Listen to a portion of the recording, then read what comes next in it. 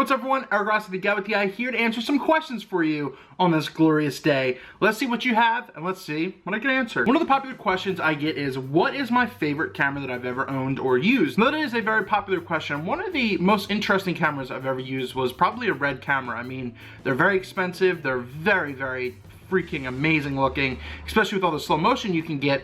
But I've had, others that I have right here. Right here I have a Polaroid SX70, this guy right here, Polaroid SX70. It's a little beat up. I got it at a estate sale a while ago, but I was able to get it refurbished a little bit, but I wanted to keep it kind of at, the way that it's at. But I've always been in the Polaroids as well. I think I have like 6 or 7 Polaroid cameras, but the Polaroid 660 is probably one of my other favorite cameras. And then I have an electronic Bell, the Bell & Howell 127 film camera. I don't do a lot of film, but when I do, this is one of the few that I use as well, even though I have a ton of film cameras. But digitally, the Nikon D700, when I got that as my first full frame camera and progressing from the D7000 to get that was one of the most interesting cameras I've ever owned. It was absolutely gorgeous. If you've watched my stuff for a while, you've absolutely seen that. And the other thing, a real eye-opener, was the Sony a6000, which is almost 2 years ago at this point, which is interesting, if not just a little less. But the Sony a6000 was probably another, because that opened me up to the mirrorless market to really understand the other side of things, because I was so DSLR. But then I matured, grew up, and I was able to expand into that as well. So the Sony a6000 was probably the most interesting camera I've owned because of what it was. Another question that I get is, what was my first camera? So going back years now, my first camera was actually the Nikon D3000. Now mind you, it was pretty much the cheapest, most affordable way I could get into photography when I was starting school and everything like that.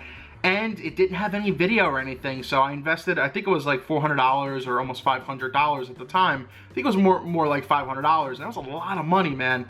But just a couple weeks after that, the D3100 came out, and it had video, so I had to pretty much move kind of quickly because, I was a TV film major, and I wanted to do video with my camera, so that's how things kind of progressed. But all in the overall, the D3000 was my first camera. Looking back, my aunt has that, or she's a 3100 or something like that, and I realized how hard it was to use because it's so limited. There's not a lot of external buttons that you could have and everything like that, but it really makes you appreciate how you progress. But the D3000 was the first camera, DSLR, that I've actually ever used and owned. I get this question a couple times because of my one video of how to check your shutter count, and a lot of people want to know how you can actually reset your shutter count so that way you could use it for resale. It's actually very simple. You want a tip? Don't do it. It's not a thing. It's like resetting your car's mileage because you want to get a better trade value.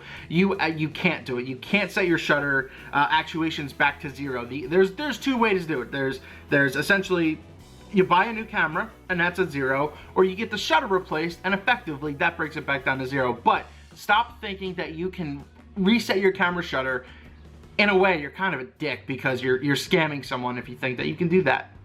Don't do it. Talking to you, don't do it. One of the last ones I'm going to answer is, what is the most affordable travel tripods that I would recommend right now in 2016? Well, the cool part is that's pretty much what a lot of the tripods are right now, especially if you're not looking studio. But if you are looking to travel, something more portable, small, lightweight, I have 3 recommendations for you. I've used all of them and I own 2 of them.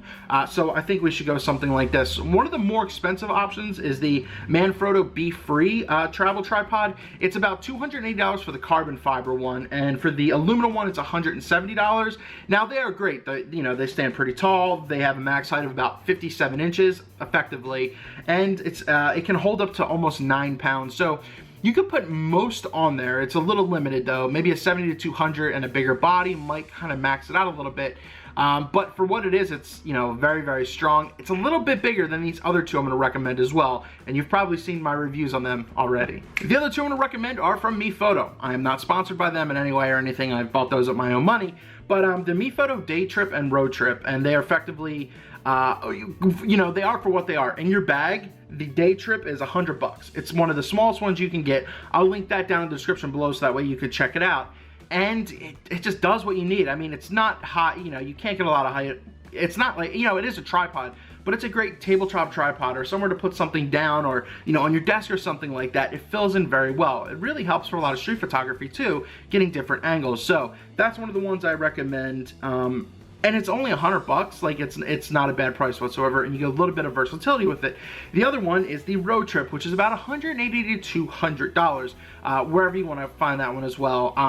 I really like that one as well. It's obviously a bit bigger and a little bit more sizier, but it still is smaller than the Manfrotto Be Free and a lot of the other ones out there as well. I mean, if you have a bag or something that you could use an external strap, you're pretty much good to go right there, and you have no problem carrying that around. But those are the three: the Manfrotto Be Free, the Manfrotto Day Trip, and Road Trip, I think, are the best. Manfrotto has another one called the Backpack, but it's in a weird range, in my opinion. You know, so those are the three I recommend. If you want something very small, great for street stuff, the Day Trip is really awesome. If you want to spend a little bit more money, you can go with the Be Free and see if you can like that. If you're into carbon fiber, though, I like the Be Free. It's under $300. A bit pricey, I get it, but that's pretty much the price of going, you know, things going around right now. Thank you so much for sending in some questions, and I'm going to respond to more later. Please ask me anything down in the comments below, and let's do that on a future upcoming episode. It's really cool to kind of do these to just interact, connect, and have a little bit of fun. Thank you so much for watching. Rossi, the guy with the eye.